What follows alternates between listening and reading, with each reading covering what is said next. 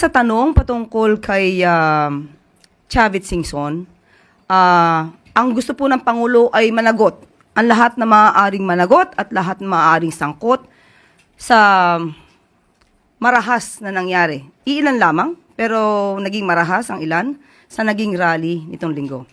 So tayo na po ang makikiusap sa pamunuan po, especially kay Secretary John Vic Remulla, kay Acting PNP Chief General Natartes Jr., and of course sa DOJ, na busisiin mismo ang mga sinabi ni Mr. Chavit Singson. Dahil doon, inakit niya ang mga kabataan, especially high school students, college students, at karamihan dito malamang ay mga minor de edad, upang malaman nila at iniyahan ito na huwag pumasok sa eskwelahan. At habang hindi bumababa ang mga taong gusto nilang pababain. At sila pa, at si Mr. Chavit Singson pa ang nagsabi na hayaan ng mga magulang ang mga batang ito na tumayo para sa isang revolusyon para sa korupsyon.